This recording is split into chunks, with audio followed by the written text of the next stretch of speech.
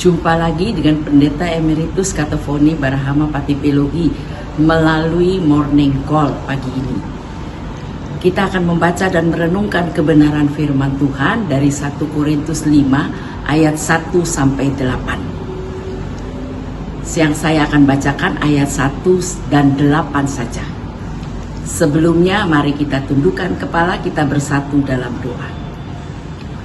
Kami berterima kasih Tuhan untuk hari baru, kesempatan baru yang Tuhan anugerahkan bagi kami.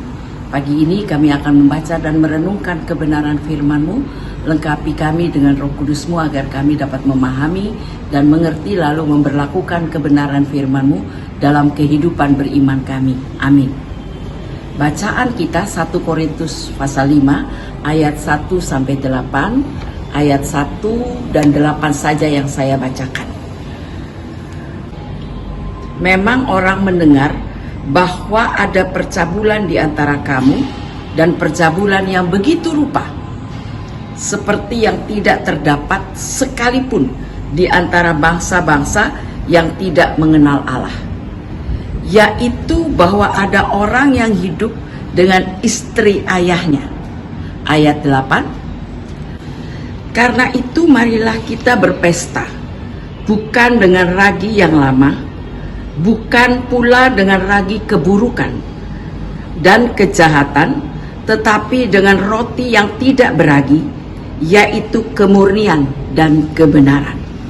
Saudaraku, Korintus merupakan sebuah kota metropolitan Yunani yang terkemuka pada saat itu, dan merupakan juga pelabuhan dan pusat perdagangan yang sibuk, percaturan politik, kota yang merupakan kota industri.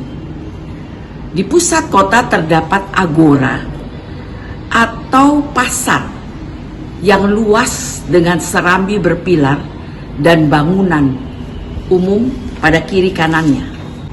Ada dua hal yang akan kita renungkan pada pagi hari ini.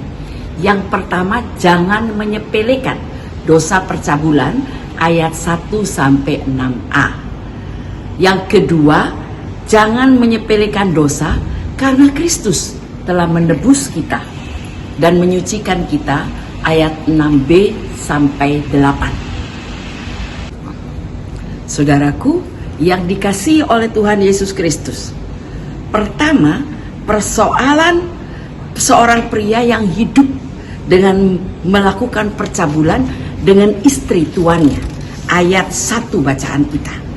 Yang ditentang oleh Rasul Paulus, sikap jemaat Korintus yang kompromi terhadap perbuatan orang itu, ayat 2. Paulus coba memperingatkan jemaat Korintus bahwa kesombongan mereka karena menyepelekan dosa itu akan membawa dampak dalam persekutuan, sehingga Rasul Paulus mengatakan dalam ayat 3, sebab aku sekalipun secara badani tidak hadir, tetapi secara rohani aku hadir. Aku seperti aku hadir telah menjatuhkan hukuman atas dia yang telah melakukan hal semacam itu. Saudaraku, Allah memiliki norma-norma yang tinggi buat umatnya dalam perkawinan dan seksualitas. Kalau saudara dan saya baca dalam Ibrani 13 ayat 4, mengatakan, hendaklah kamu semua penuh hormat terhadap perkawinan, dan janganlah kamu mencemarkan tempat tidur, sebab orang-orang pesina dan pesundal akan dihukum oleh Allah. Penghukuman Allah itu ada di Wahyu 21 ayat 8. Mereka yang melakukan itu tidak akan masuk dalam langit baru dan bumi baru.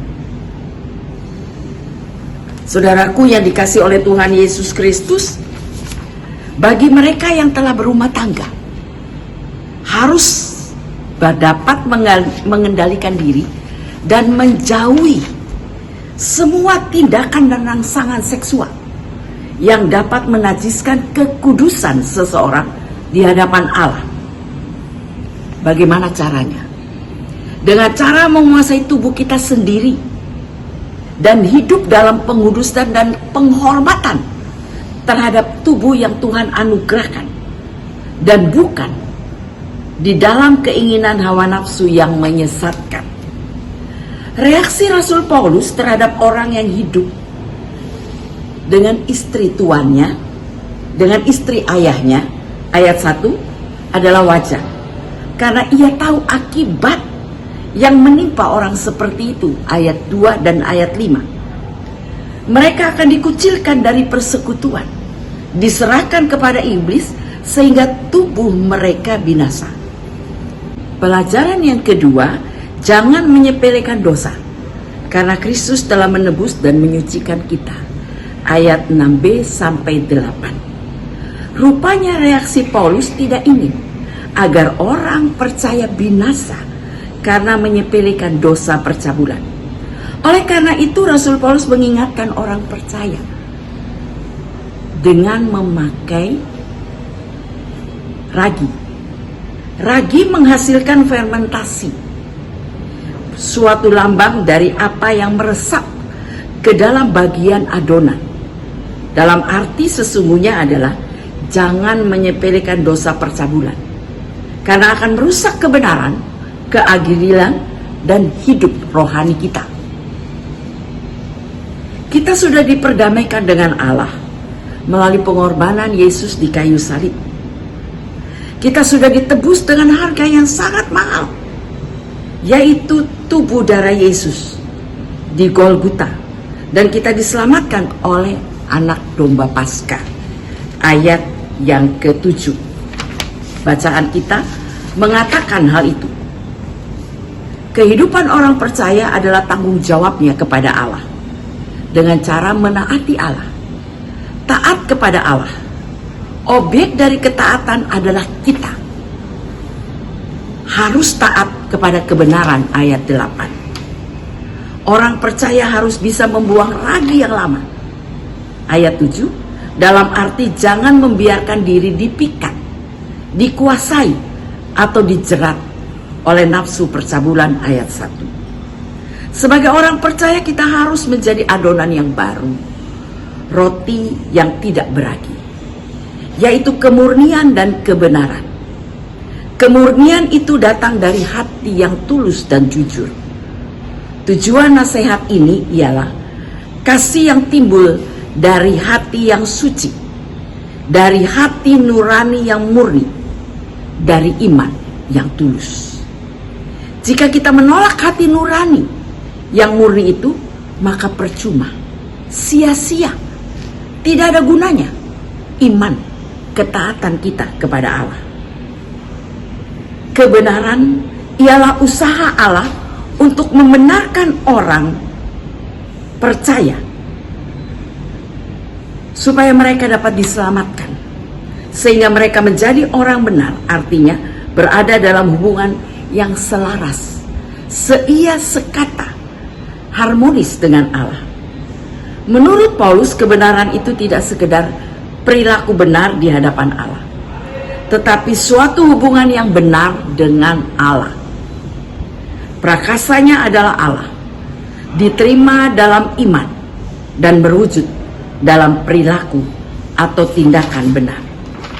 Kebenaran itu hanya ada di dalam Kristus. Ayat 4 dan 7 bacaan kita. Ingatlah saudaraku, jaga dan hormati tubuhmu yang Tuhan anugerahkan bagimu. Jangan menyepelekan dosa, apapun bentuk dosa itu, karena kita telah dibeli dan dibayar lunas dengan harga yang mahal melalui pengorbanan Yesus di kayu salib. Amin. Mari kita berdoa.